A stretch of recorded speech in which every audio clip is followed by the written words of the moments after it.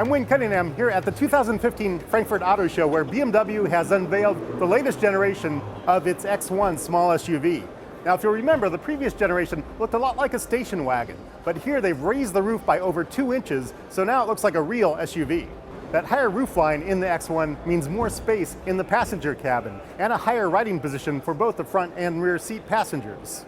There are also a lot of new high-tech features you can get, including LED headlights and driver assistance features such as adaptive cruise control, lane departure warning, and a traffic jam assist feature. There's also the latest version of BMW's iDrive system, so that includes a data connection for some built-in apps in the dashboard, plus plenty of apps you can get through your smartphone.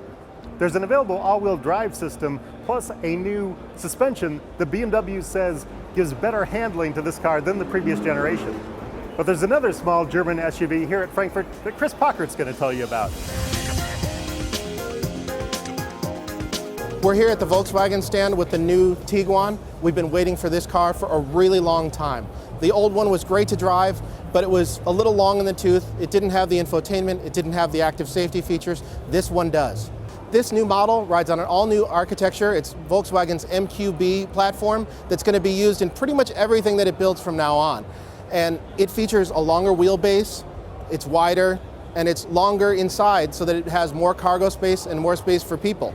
Inside, it's got a brand new infotainment system, a much needed upgrade that features Android Auto and Apple CarPlay, better quality screen. It's got a whole host of safety features, just like the BMW X1. It's got things like lane keep assist, and it's got smart city braking, it's got adaptive cruise control. So this has all of the features of that BMW, yet it should be a lot less expensive. All right, between the BMW X1 and the Volkswagen Tiguan, which one do you take? I mean, the BMW is the ultimate driving machine.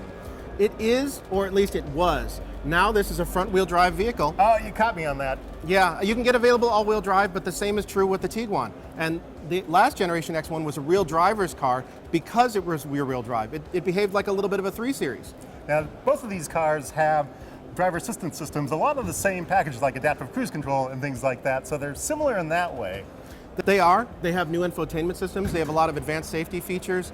In fact, the Tiguan even has an airbag under the hood for pedestrians. Now, I gotta say, I like the infotainment system better in the BMW. It's got the new iDrive system, which has a lot of connectivity, a lot of app connectivity, and so that works really well. iDrive is great, and no arguments there. I think it's a better system. Yeah. Now, I don't know what engine we're going to get in the X1 in the US. For Europe, they announced 7 engines, both gasoline and diesel, but we'll probably get a 2-liter turbocharged engine in the US. Don't you hate it how Europe always gets the whole range of engines? The same is true for the Tiguan. There are going to be 8 different engines here in Europe, and in the US, if we're lucky, we'll get the 2-liter.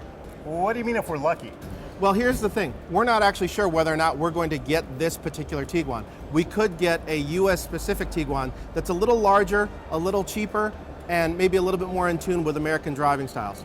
Well, on that note, I think we got to give it to the BMW X1 because we know we'll get this car in the US. Yeah, maybe by default, but the X1 takes it. All right, I'm Cunningham. And I'm Chris Paukert. Here at the Frankfurt Auto Show for CNET.